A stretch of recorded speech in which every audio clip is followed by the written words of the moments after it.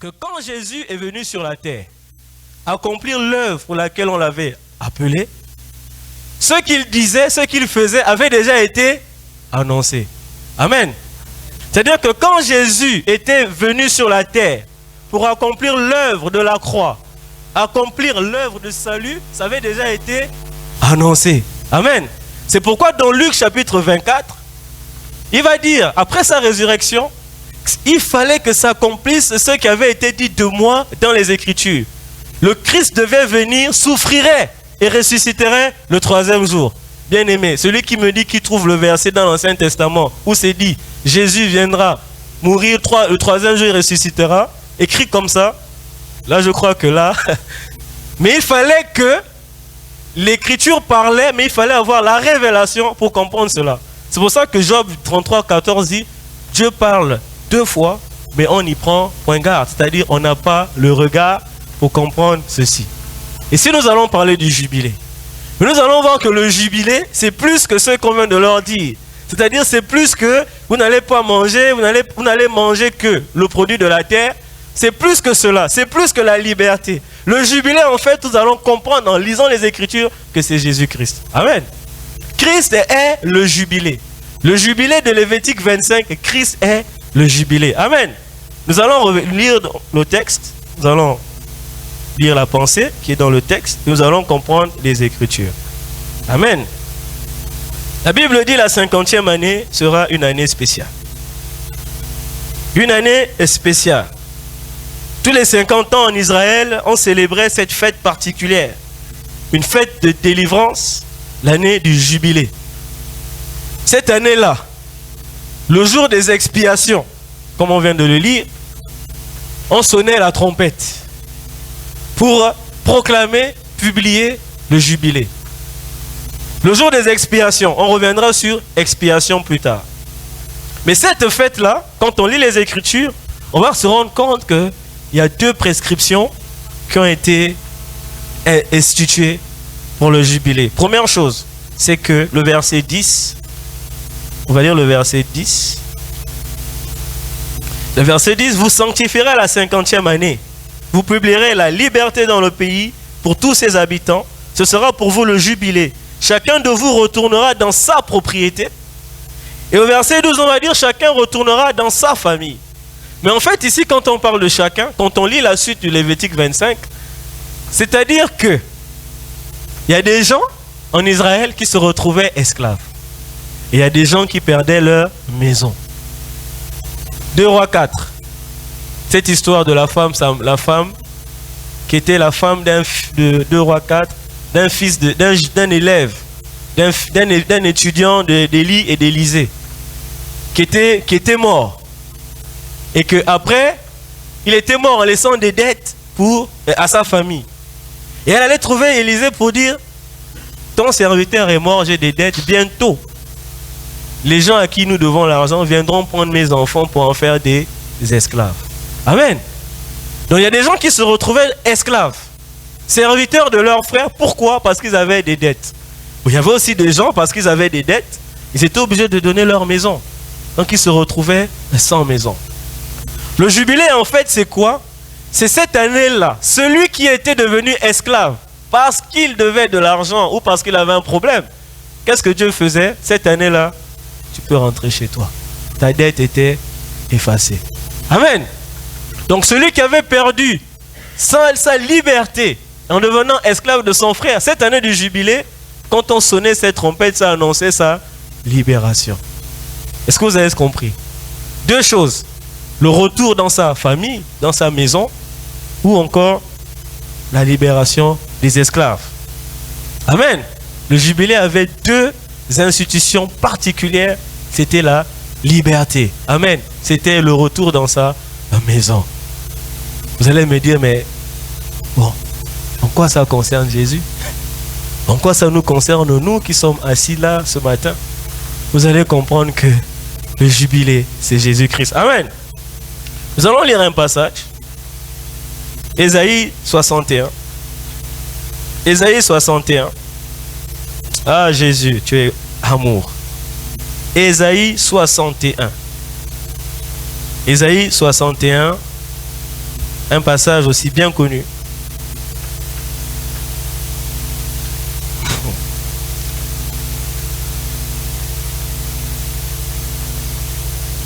Amen. Je lis à partir du verset 1er. L'Esprit du Seigneur, l'Éternel, est sur moi. Amen.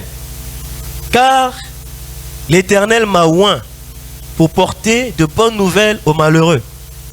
Il m'a envoyé pour guérir ceux qui ont le cœur brisé, pour proclamer aux captifs la délivrance, la liberté, et aux prisonniers la délivrance, pour publier une année de grâce de l'Éternel et un jour de vengeance de notre Dieu pour consoler tous les affligés. Ici, Ésaïe fait une prophétie. Il dit, l'Éternel m'a oint pour publier une année de grâce, pour venir dire aux captifs qui sont libres, pour venir amener la liberté à ceux qui sont esclaves. Amen. Une année de grâce. Quand on revient dans le jubilé, c'était une année de grâce. Amen. C'est-à-dire Dieu parle une fois, deux fois, mais là on y prend point garde. Il avait déjà parlé de cette année de grâce depuis le Lévitique. L'année de la liberté. L'année de la délivrance. Mais la question qu'on va d'abord se poser avant de rentrer vraiment dans la pensée, moi je me suis posé la question en tant qu'être humain, moi en tant qu'homme, quelqu'un me doit de l'argent, qu'il ne m'a pas payé. Et puis Dieu vient dire, la dette est effacée. Est-ce que vous trouvez ça normal? Non, réfléchissons bien. Quelqu'un me doit de l'argent. Il me doit de l'argent, c'est mon argent. Et puis, Dieu vient dire, bon, c'est la 50e année. C'est fini. C'est quand même bizarre. Il me doit de l'argent, il m'a donné la maison en hypothèque. Tiens, prends ma maison. Et puis, comme ça, un matin, on sonne la trompette, j'entends la trompette qui veut dire, rends la maison. Mais mon argent dans tout ça. Je parle bien en tant qu'homme. En tant qu'être humain, c'est quand même particulier. Imaginez, quelqu'un te donne de l'argent et puis on vient dire c'est bon, il ne te doit plus. Tu vas dire à la personne, mais comment? Mais il faut quand même que j'ai une compensation. Mais Dieu fait les choses assez particulières. C'est pourquoi nous allons revenir dans Lévitique 25. Lévitique 25 va nous faire comprendre quelque chose. Nous allons lire le verset 23. Verset 23. Vous allez comprendre. J'aime la parole de Dieu. Parce que Dieu nous parle. Dieu nous fait comprendre des choses. Quand nous nous gonflons, que nous avons des voitures, on a réussi, moi je suis. Vous allez comprendre qu'en fait ce que tu es vient de Dieu. Rien ne t'appartient. Lévitique 25, verset 23. Les terres ne se vendront point à perpétuité, car le pays est à moi.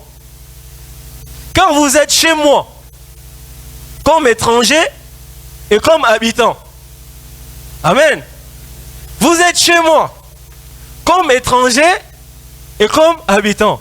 Mais comment tu peux être étranger et être habitant? Pourquoi? Parce que la terre d'Israël appartient à Dieu. Dieu leur a fait, on va dire, un prêt. C'est à Dieu. En fait, Dieu a le droit de dire, parce qu'en fait, c'est comme si tous les habitants d'Israël sont locataires chez Dieu. Est-ce que vous comprenez? Il est en train de dire ici que vous tous, habitants d'Israël, vous n'êtes même pas chez vous, vous êtes chez moi.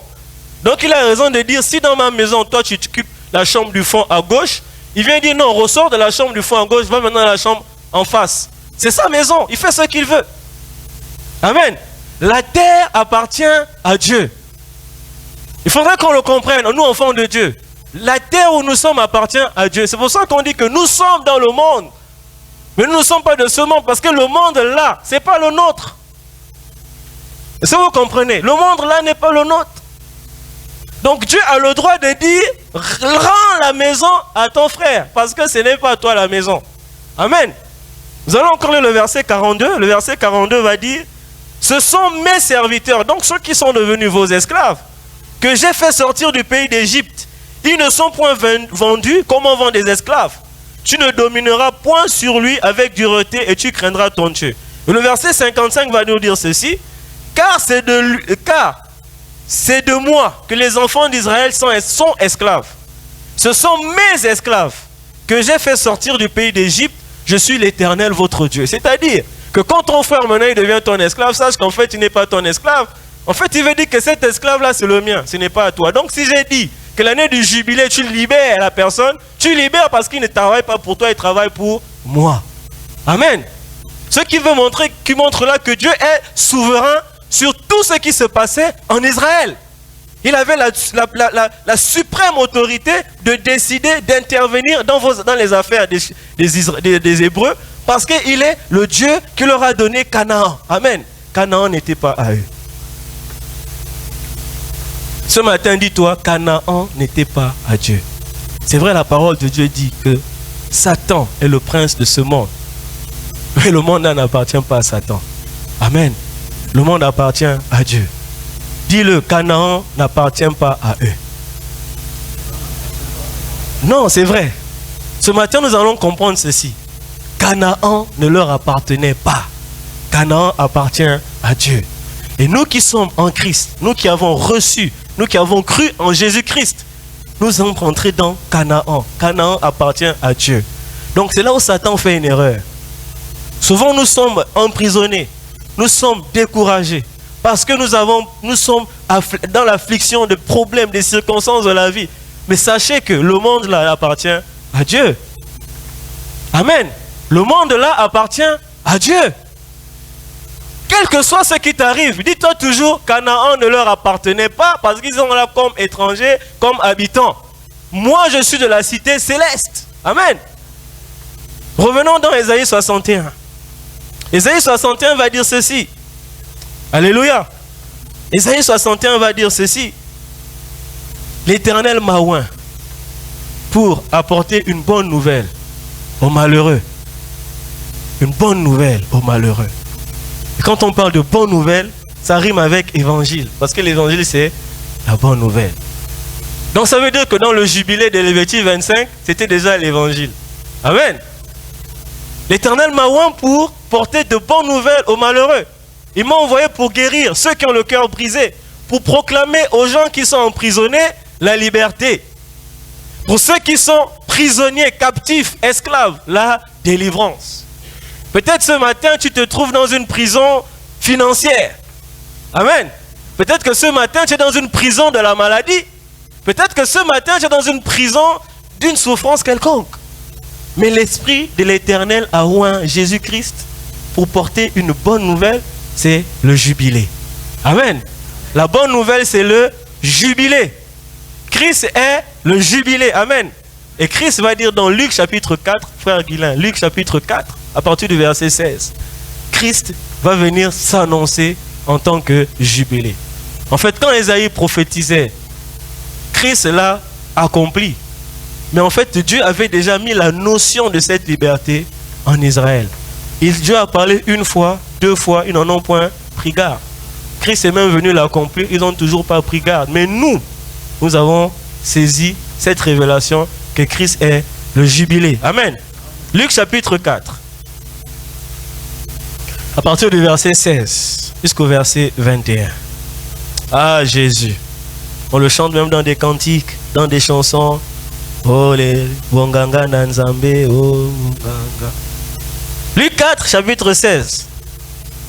Il se rendit à Nazareth, où il avait été élevé, et selon sa coutume, il entra dans la synagogue le jour du sabbat. Il se leva pour faire la lecture, et on lui remit le livre du prophète Ésaïe.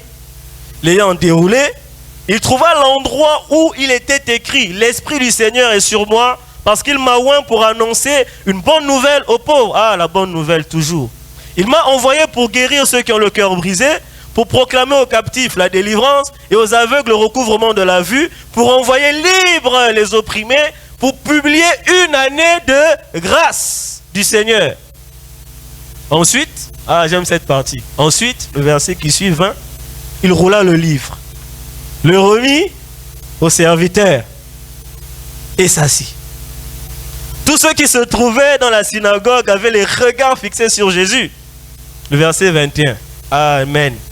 Alors il commença à leur dire, aujourd'hui, maintenant, ce jour, au moment où je me trouve devant vous, que je parle, ce que vous venez d'entendre, cette année de grâce, ce jubilé est accompli. Amen. Et je pensais que vous deviez dire Amen, mais vraiment, Amen, Amen. C'est maintenant, c'est accompli. Amen.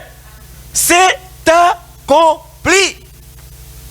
C'est accompli. Nous, en tant qu'enfants de Dieu, ce qui nous manque, c'est de la connaissance. La connaissance de quoi? De notre identité, de notre position dans le cœur de Dieu. Christ a accompli le jubilé, l'année de la grâce, de la liberté, de la délivrance. Plus rien ne peut vous atteindre. Parce que, sachez-le, Christ a accompli l'année de la grâce. Amen. Vous allez dire, mais est-ce que moi je devais de l'argent à quelqu'un? Excusez-moi. Est-ce que j'ai une dette, moi? Moi, je dois l'argent à personne. Mes comptes sont verts. Non, il ne s'agit pas de l'argent ici. Hein. On ne parle pas d'argent ici. Peut-être tu vas dire, moi, je n'ai même pas de maison. Je suis peut-être locataire. Je n'ai pas une maison à récupérer. Ce n'est pas ça dont il est question ici. Il n'est pas question ici de l'esclavage d'un frère dans les chaînes qui nous a pris pour qu'on devienne son serviteur. Il n'est pas question de ça. Comprenons bien les Écritures. Ici, Christ nous a délivré d'un esclavage. Un esclavage. Un esclavage. J'aime la parole de Dieu. Quand Christ dit, dans Jean chapitre 8, il parle aux pharisiens. Il dit, si le Fils vous affranchit, vous serez réellement libres. Amen. Jean chapitre 8, Christ explique clairement qu'il est le jubilé. Mais ils ne comprenaient pas. Et quelque part, il va même leur dire dans ce chapitre, vous ne comprenez pas mon langage. Je parle du jubilé, de l'année de la grâce. Ils ont dit, mais toi tu nous parles de... On n'a jamais été esclaves, nous. Ça, c'est les pharisiens qui parlaient. Ça, je veux dire, mais pourquoi tu nous parles de ça? On n'a pas de dette. On va comprendre ici quelque chose. Christ a accompli le jubilé. Nous allons voir que le jubilé de Lévitique, c'est l'évangile. L'œuvre accomplie par Jésus-Christ. Nous avons lu Lévitique chapitre 25. Le premier verset que nous avons lu, quelque part il a dit, le jour des expiations, vous sonnerez de la trompette. Pourquoi le jour des expiations? C'est quoi l'expiation? Pourquoi il fallait que ce soit le jour des expiations qu'on proclame la délivrance? Parce que l'expiation, c'est quand le souverain sacrificateur, une fois par an, entrait dans le lieu très saint. Il amenait l'animal qu'on sacrifiait pour le péché de tout le peuple. Amen. C'est ce jour-là qu'on a proclamé l'année du jubilé. Est-ce que vous me suivez? Il fallait donc que Christ, qui est cet agneau-là, qui ôte le péché du monde, aille à la croix et mourir, accomplir l'expiation. Et il a dit quoi en donnant sa vie? Tout est accompli. Amen. Tout est accompli. C'est-à-dire qu'il est en train de dire qu'il a sonné la trompette en mourant. Vous êtes libre. Amen. Vous êtes libre. Tout est accompli. C'est en effet tout accompli. Amen. On chante des cantiques. Mais tout est accompli. Christ a accompli notre délivrance. Christ a accompli notre délivrance. Christ est le jubilé. Deuxième chose, on a dit quoi? Que le jubilé instituait la liberté des maisons. Chacun perdait sa maison. Tu récupérais ta maison. On a aussi dit que c'était aussi la délivrance de l'esclavage. Nous allons lire alors la parole de Dieu. On va lire quelques passages pour comprendre en quoi ça nous concerne. Amen. Alléluia. Nous allons lire Galates chapitre 5, le verset 1. Amen. Galates chapitre 5, le verset 1. Galates 5, 1. Amen. Ah, Galates. J'aimerais qu'on lise ensemble. Galates chapitre 5, verset 1. Amen. Pourquoi Christ est mort? Intéressant à savoir. Hein? Christ est mort. Il dit, c'est pour la liberté que Christ nous a affranchis. Demeurez donc ferme et ne vous laissez pas mettre de nouveau sous le joug de la servitude. Quelle servitude? De Satan. Amen. L'esclavage dont il s'agit, c'est l'esclavage de Satan. L'esclavage du péché. Amen. Christ nous a affranchis. Ça veut dire Christ nous a délivrés. Nous étions captifs. Christ nous a libérés. C'est-à-dire, il a sonné la trompette. C'est le jubilé. Vous pouvez rentrer chez vous. C'est fini. Satan n'a plus aucune puissance sur vous. C'est terminé. Vous êtes libre. Amen. C'est pour ça qu'il a dit, tout est accompli. Nous allons encore lire un passage, Romains chapitre 8, verset 1. Amen. Romains 8, verset 1 va nous dire ceci, qu'il n'y a plus aucune condamnation pour tous ceux qui sont en Jésus-Christ. Plus aucune condamnation parce que le péché étant entré, la mort aussi est entrée. La condamnation du péché, c'était la mort. Nous avons été donc aussi libérés de l'esclavage, de la conséquence de cela, c'était la mort. Christ nous a libérés. Amen. Christ nous a libérés. Nous allons encore lire un passage. Ce matin, c'est la lecture. Mais c'est pour bien comprendre. Éphésiens chapitre 2, verset 19. Quand le jubilé dit que chacun retourne dans sa famille, chacun retourne dans sa propriété, Christ a aussi fait la même chose pour nous. Amen. Éphésiens 2, 19. Va dire ceci. Ainsi, donc, vous n'êtes plus des étrangers, ni des gens du dehors, mais vous êtes concitoyens des saints, gens de la maison de Dieu. Amen. Nous sommes retournés chez nous, parce que Satan avait réussi à faire chuter l'homme qui a été chassé du jardin. Amen. Satan nous a réussi à faire chuter l'homme, et le péché nous a fait sortir du jardin, de la présence de Dieu. La Bible dit tous ont péché et sont privés de la gloire de Dieu. Mais cette gloire-là, en fait, c'est la glorieuse présence de Dieu. Le péché nous a fait sortir de la maison de Dieu. Amen. Mais Christ a permis que celui qui croit en lui puisse revenir dans la position de l'origine, la position de la présence de Dieu. Amen. Ainsi donc, vous n'êtes plus des étrangers, ni des gens du dehors, vous êtes concitoyens des saints, gens de la maison de Dieu. Et nous allons encore lire Colossiens 1, verset 13, qui est toujours dans la même pensée, où la Bible va nous dire, il nous a donné cette gloire-là, cette grâce, d'avoir part à l'héritage des saints dans la lumière, qui nous a délivrés de la puissance des ténèbres, et nous a transportés, il nous a transportés dans le royaume du Fils de son amour, en qui nous avons la rédemption par son sang. Donc la rédemption par son sang, on parle encore ici d'expiation, le pardon. Donc l'agneau qui ôte le péché du monde a été sacrifié pour nous. Et ainsi, nous avons pu être transportés de nouveau dans notre maison d'origine, c'est-à-dire le royaume de Dieu. Amen. Nous sommes dans le royaume de Dieu. Donc on voit ici que le jubilé de Lévitique, quand on lit cette fête-là, juif, en fait c'était Jésus-Christ. Amen. L'évangile avait déjà été annoncé et nous vivons l'accomplissement total de ce que Dieu avait annoncé. Pourquoi je nous parle du jubilé? C'est pour que nous ayons cette notion, cette connaissance-là de notre position dans le cœur de Dieu. Nous sommes dans le royaume de Dieu. Romains 14, 17 va dire, le royaume de Dieu, c'est la justice, la paix et la joie en Jésus-Christ, par le Saint-Esprit. Amen. Le royaume de Dieu, c'est la justice, la paix et la joie par le Saint-Esprit. Nous qui sommes de nouveau dans la maison de Dieu, pourquoi il n'y a pas la paix? Où est passée la joie? Pourquoi? On manque cette connaissance-là.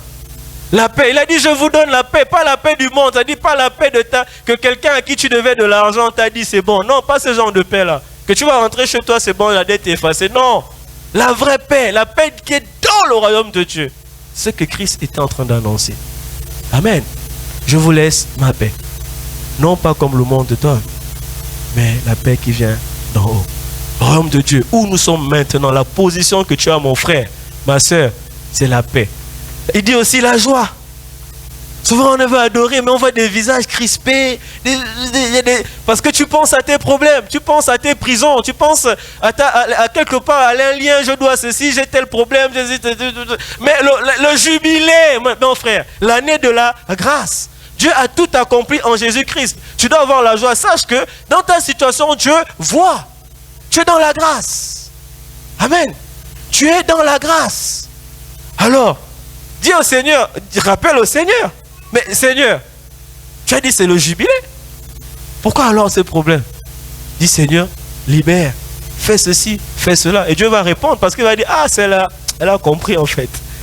Tu viens parler à Dieu en vraiment montrant que tu as compris quelque chose. C'est comme un père. Moi, je ne suis pas papa, mais j'ai des petits frères. Quand un enfant vient te demander quelque chose, à un moment donné, il peut t'avoir. Hein. Quand tu ne veux pas, après il va commencer à dire, mais c'est pas tu as dit hier que quand je devais réussir à avoir 20 sur 20, tu devais me donner le bonbon. Il te rappelle ce que tu avais dit. Alors rappelle à Dieu ce qu'il a dit. Amen. Rappelle à Dieu ce qu'il a dit dans ta situation, dans ton problème. N'est-ce pas, tu as dit qu'on est dans le jubilé? Pourquoi alors je n'ai pas la paix? Donne-moi la paix. Il va dire, ah oui, c'est vrai, tu es dans le jubilé, tiens la paix. Amen. Peut-être que tu es malade. C'est une prison aussi, c'est un lien. Mais tu vas dire, mais Seigneur, je suis malade. N'est-ce pas, tu as dit qu'on est dans le jubilé? Il va dire, ah oui, c'est vrai, je te l'ai dit. Guérison. Amen. Seigneur, mais j'ai des problèmes, regarde, j'ai des problèmes d'argent. C'est pas tu as dit que c'est l'année de la grâce? C'est là où Dieu va dire, c'est vrai, l'or et l'argent m'appartiennent en fait. Bon tiens, problème résolu. Amen. Nous sommes dans une position qui fait que Dieu, il a accompli tout. Nous avons simplement à comprendre notre position. Ce qui gêne, ce qui manque à l'enfant de Dieu, c'est la connaissance. C'est ça qui dit l'homme périt, faute de connaissance. On est là, il suffit de tendre, là, saisir quelque chose par la foi, mais on est là perdu, comme si on ne comprend rien, comme si on ne vit rien, alors que nous sommes dans l'année de la grâce. Mais qu'est-ce que signifie la grâce? La grâce, c'est quoi? Ça veut dire c'est l'intervention de Dieu exclusive, c'est-à-dire que toi, tu n'y participes pas. Voilà la grâce. Souvent, on la traduit comme ça. C'est une faveur imméritée que... Non. Oui, c'est une faveur imméritée. Mais la grâce, en fait, dans son accomplissement, c'est-à-dire que c'est Dieu qui intervient là où toi, tu ne pouvais pas intervenir. Parce que si toi, maintenant, tu interviens, ce n'est plus la grâce, c'est tes propres efforts. Amen. La grâce, c'est Dieu qui intervient. Et Jésus-Christ est la main de Dieu qui intervient dans ta vie. Amen. Si tu crois au Seigneur Jésus, c'est la main de Dieu qui intervient dans ta vie. Il te fait sortir de l'esclavage. Il te libère. Il t'est captif. Il te ramène dans la maison de Dieu avec force. Et il faut le croire. Amen. Christ est le jubilé. Christ est l'année de la grâce. Amen. Et c'est pour ça qu'on dit nous sommes dans le temps de la grâce. Ce n'est pas pour rien. Amen. Nous sommes dans le temps de la grâce. Récemment, je lisais la parole de Dieu avec un frère avec qui j'habite. Et comme j'avais partagé avec lui le jubilé, il voyait maintenant le jubilé partout. Dès qu'il y a un passage, ah le jubilé. Il y a un autre passage, oh le jubilé. Il dit, mes frères, c'est comment? Il dit, mais c'est vrai, ce que tu dis, c'est vrai. Il a commencé, il était même déjà même plus que moi dans le jubilé. C'est comme l'histoire de Daniel, les 70 semaines. Mais quand on fait le calcul, pasteur d'Andolai, les 70 semaines, 7 fois 7. Maintenant, il reste la dernière semaine. Amen. Donc, il y a ce temps-là de la grâce. Et c'est le Jordan, le frère Jordan, qui a fait ce calcul-là. Il dit, regarde, quand Dieu a dit, j'ai fixé un temps, il a fixé 70 semaines. 70 semaines, c'est 490. C'est quoi 490? 10 ans. Mais l'année, au sens prophétique, une année, c'est une semaine, c'est ça. Il y a la notion du 49. Mais au-delà, quand Dieu a fixé le temps, après les 90 ans, nous rentrons dans la vie éternelle. Amen. Dans le temps où nous allons vivre l'éternité avec Dieu, donc la 50e année. Amen. Le jubilé est partout. Partout. Il faut seulement la saisir par la foi. Amen. Saisissons les choses par la foi. J'aime le passage de Jean chapitre 8. Nous allons lire Jean chapitre 8. Jean chapitre 8. Alléluia. Mon frère, dis Jésus-Christ c'est le jubilé. Jésus-Christ c'est le jubilé. Jésus-Christ c'est la grâce. Amen. Jean chapitre 8. Alléluia. C'est un passage, j'ai lu, j'ai relu, j'étais choqué. Oui. Maintenant, c'est tout le temps. Parce que tout est déjà accompli. En fait, la 50e année, nous la vivons aujourd'hui. En fait, nous allons même voir aujourd'hui qu'en fait, nous tous qui avons cru au Seigneur Jésus, nous avons 50 ans. Nous allons lire dans Jean chapitre 8. Vous voyez là, peut-être, moi j'ai fêté mes 29 ans le 14 avril. Mais je disais à mon frère, en fait, moi j'ai 50 ans. Il dit, oh, mais on ne voit pas ta barbe, les cheveux blancs. Non, non. Comprenons les Écritures. Amen. Jean chapitre 8, verset 30. Comme Jésus parlait ainsi, plusieurs crurent en lui. Il avait parlé de quoi? Verset 23, justement. Il avait dit quelque chose qui ont fait qu'ils ont cru en lui. Le verset 23. Et il leur dit, vous êtes d'en bas, moi je suis d'en haut. Vous êtes de ce monde, moi je ne suis pas de ce monde. Parce que vous êtes dans le monde de Satan ou l'esclavage. Non, moi je ne suis pas dedans. Moi je suis dans le jubilé. J'ai la liberté. Amen. Il continue, il dit, c'est pourquoi je vous ai dit que vous mourrez dans vos péchés. On a vu que la mort, c'est le péché amène la mort. Et Christ nous a libérés du péché, donc de la mort. Il nous a proclamé la délivrance. Amen. Il dit, vous mourrez dans vos péchés, car si vous ne croyez pas ce que je suis, donc il est le jubilé, si vous ne croyez pas que Christ est le jubilé, vous allez mourir dans vos péchés. C'est ce qu'il dit là. Amen. Il dit, si vous ne croyez pas que je suis le jubilé, vous allez rester dans vos liens, dans votre servitude, en captivité. Amen. Mais si vous croyez en moi, vous n'allez pas vivre cela. Amen. Il continue. Il dit, qui es-tu, lui dire-t-il? Il aurait pu dire direct, je suis le jubilé. Mais Jésus, il ne pouvait pas dire les choses parce qu'il n'avait pas encore tout accompli. Il n'y avait pas encore l'expiation. La trompette ne fut sonnée qu'après l'expiation. Donc tant qu'il n'y avait pas la mort à la croix, la trompette ne pouvait pas encore être sonnée. Amen. Il continue. Ce que je vous dis, il répond à la question en disant ce que je vous dis dès le commencement. Donc depuis Genèse, il faisait que dire je suis la liberté, je suis le salut, je suis la délivrance. Ça commence dans Genèse chapitre 3 verset 15. Quand Dieu s'adresse au serpent, il dit je mettrai inimitié entre toi et la femme, entre sa postérité, ta postérité. Tu lui blesseras le talon et celle-ci t'écrasera la tête. Amen.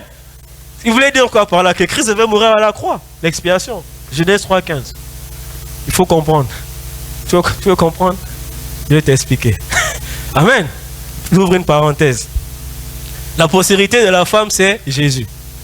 Quand on lit la parole de Dieu, quand on parle de généalogie, donc on dit fils de, fils de, fils de, fils de, toujours Abraham engendra Isaac, homme. Isaac engendra Jacob, homme. Jacob engendra Judas, homme. Ainsi de suite jusqu'à David, homme. Après on arrive à Joseph, l'époux de Marie, père, la mère de Jésus.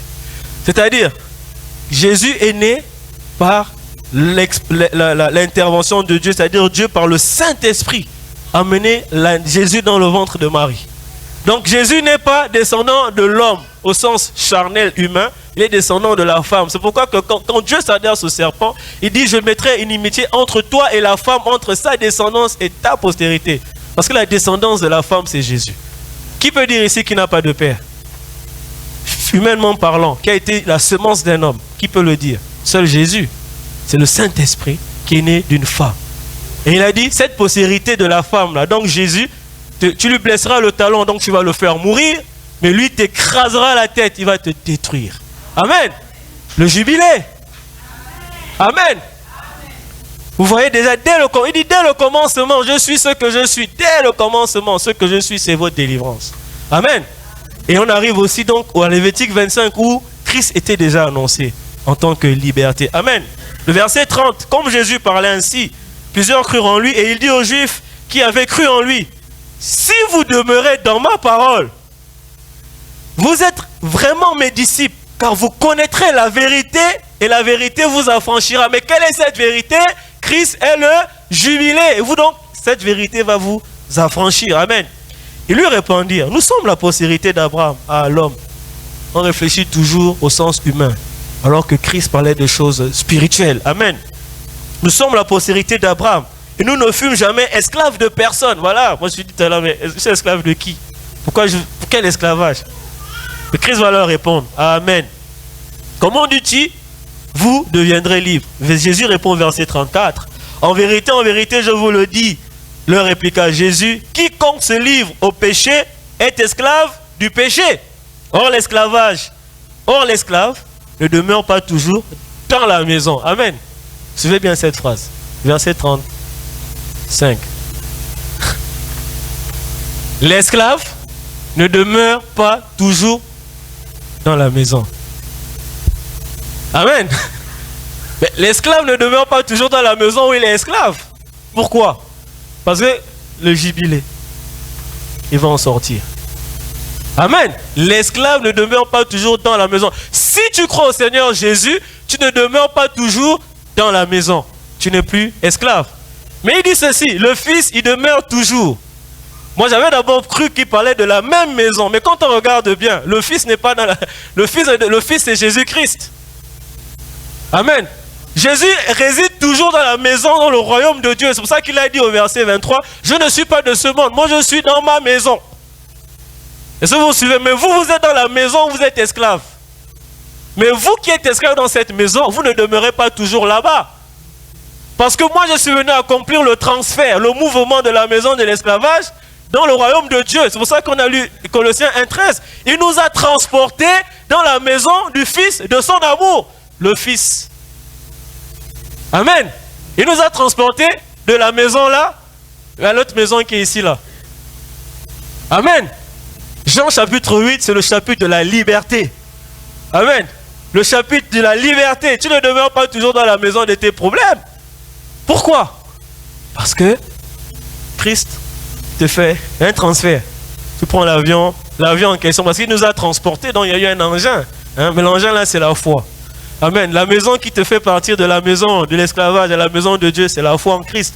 Ceux qui croiront en lui. Voilà, c'est ça le billet d'avion. Le billet d'avion, c'est croire en Jésus. Tu crois au Seigneur Jésus, tu prends le jet, première classe. Avec le test, le Saint-Esprit. C'est ça l'enlèvement, non? C'est le Saint-Esprit. Tu prends le première classe, le pilote, le Saint-Esprit. Il dit, vous êtes bien attachés, c'est bon? On y va. C'est ce qui s'est passé à la croix. Amen. Amen. Est-ce que vous y croyez?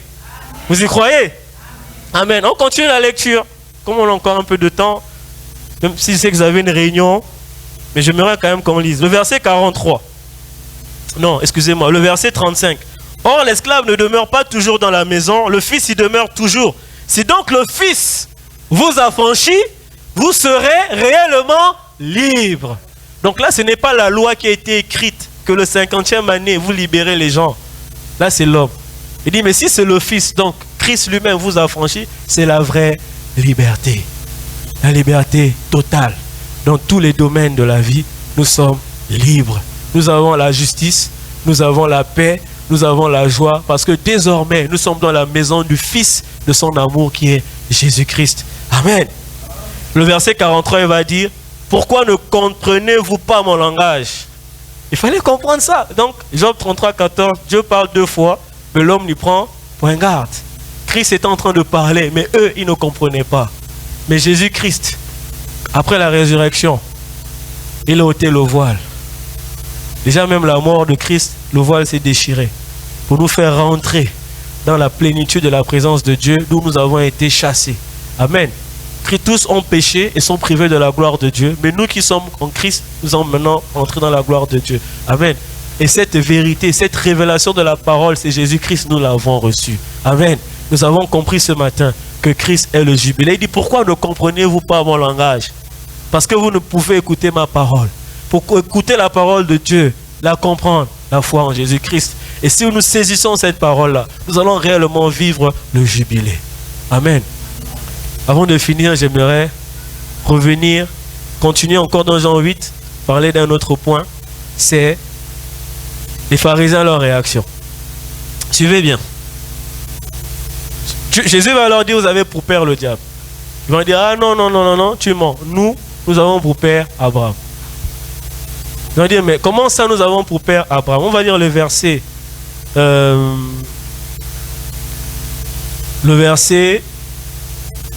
52. Maintenant, lui dire les Juifs, donc après avoir écouté tout le chapitre là, nous connaissons que tu as un démon, parce que Christ a dit, il a dit des choses qui étaient quand même compliquées à comprendre. Abraham est mort, les prophètes aussi. Et tu dis, si quelqu'un garde ma parole, il ne verra jamais la mort.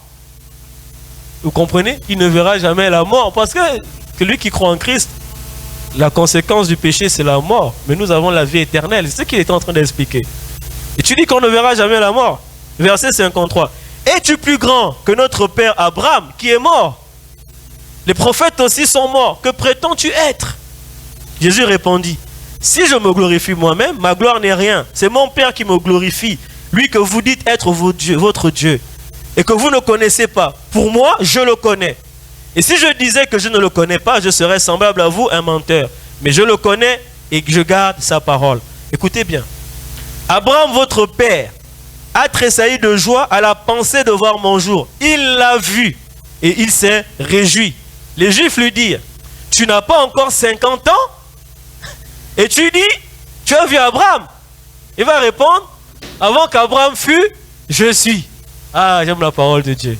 Voilà les Juifs. Moi, je suis convaincu que cette parole-là, c'est Dieu qui a mis dans leur bouche. Aux pharisiens. Écoutez bien. Abraham est mort depuis des siècles et des siècles. Mais ils disent à Jésus qui est vivant en face d'eux, tu n'as pas encore 50 ans et tu dis que tu as vu Abraham. En fait, donc, pour voir Abraham, il faut avoir 50 ans. En gros, c'est ce qu'ils disent. Tu n'as pas encore 50 ans et tu dis que tu as vu Abraham. Comprenez bien. Donc, pour pouvoir voir Abraham, il fallait donc avoir 50 ans. C'est pour ça que j'ai dit, moi, j'ai 50 ans. Pourquoi? Où se trouve Abraham? Maintenant, Abraham est bien dans le royaume de Dieu. Hein? Pour pouvoir voir le royaume de Dieu, il faut avoir 50 ans. Amen. Le jubilé, c'est 50 ans. Pour pouvoir voir Abraham, il faut avoir 50 ans. Celui qui croit au Seigneur Jésus, il a 50 ans. Il est rentré dans le royaume de Dieu. C'est pour ça que je disais, j'ai 50 ans. Amen.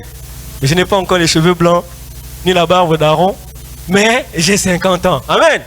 Tu n'as pas encore 50 ans et tu dis que tu as vu Abraham. 50 ans, le jubilé. Le chiffre 50, c'est le chiffre de la délivrance, de la liberté. C'est pas pour rien, le 50, c'est la Pentecôte. Si on comprend bien la Pentecôte, on était liés par la chair. On ne pouvait pas faire les choses de Dieu par nous-mêmes. Parce que la chair nous emprisonne, nous bloque. Mais Dieu a envoyé l'Esprit. Amen.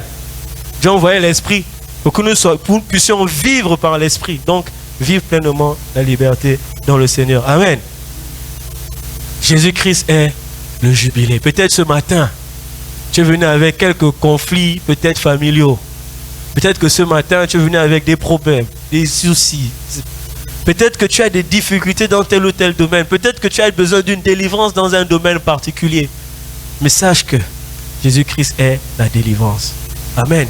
Sache que Jésus-Christ est la délivrance. J'ai parlé beaucoup, mais je vais finir sur un dernier point. C'est que le jubilé était proclamé par le son d'une trompette. En fait, trompette, c'est pas le bon mot. Là encore, une erreur. C'est le corps. C'est une espèce de corne. Quand on soufflait dedans, ça donnait des sons. Amen. Il fallait qu'il y ait le son pour proclamer la délivrance. C'est pourquoi Jésus va dire, moi j'aime la parole de Dieu.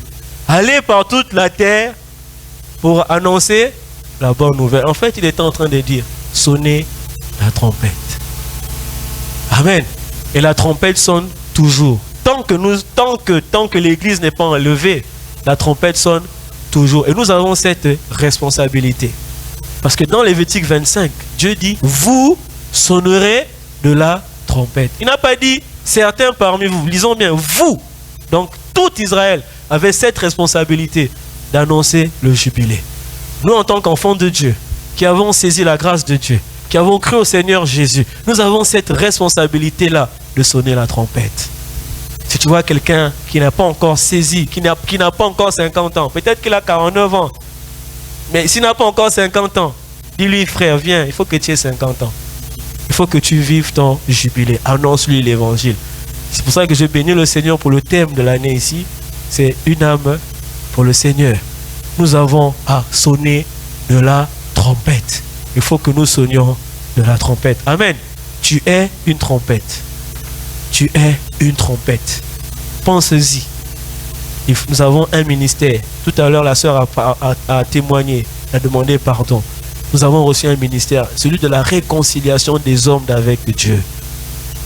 Nous avons un ministère. Et ce ministère, c'est la trompette. Amen. Donc ce matin, c'était le message que je voulais partager avec vous. Le message de la délivrance. de la liberté des captifs, de la guérison des cœurs brisés, parce que Christ est notre jubilé. Mais n'oublie pas, la trompette, elle sonne toujours. Amen. La trompette, elle sonne toujours. J'invite le frère Guilain, s'il peut nous jouer du piano. Nous allons prier. Nous allons remercier le Seigneur de l'œuvre qu'il a accomplie pour notre vie. Une œuvre de délivrance, une œuvre de salut, une œuvre d'affranchissement, une œuvre de paix, une œuvre de joie, une œuvre de justice. Amen.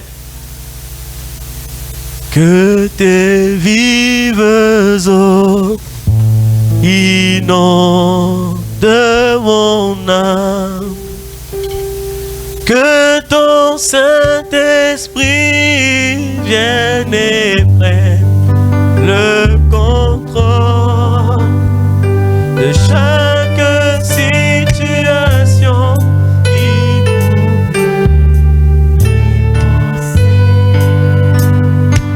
nous soucie mes fardeaux à tes pieds.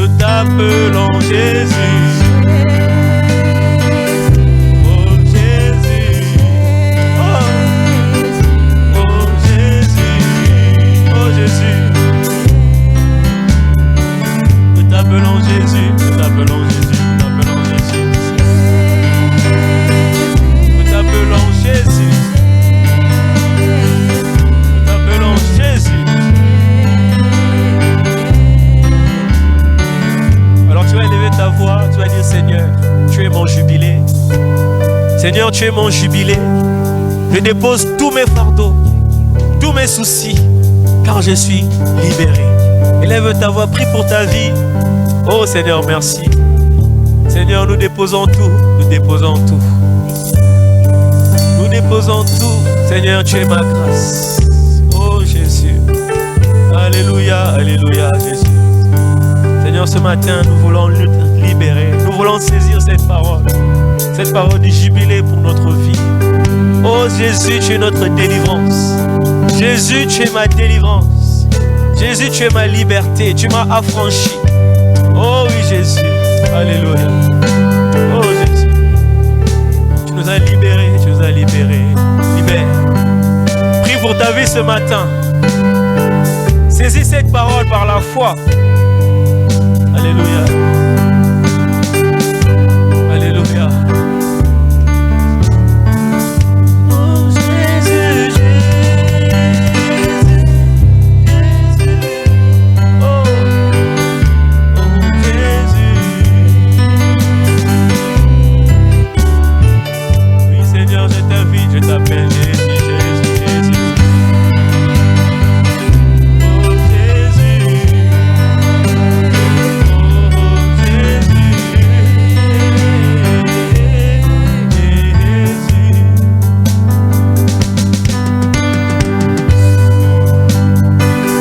Peut-être en ce moment tu as une difficulté et tu veux qu'on prie pour toi.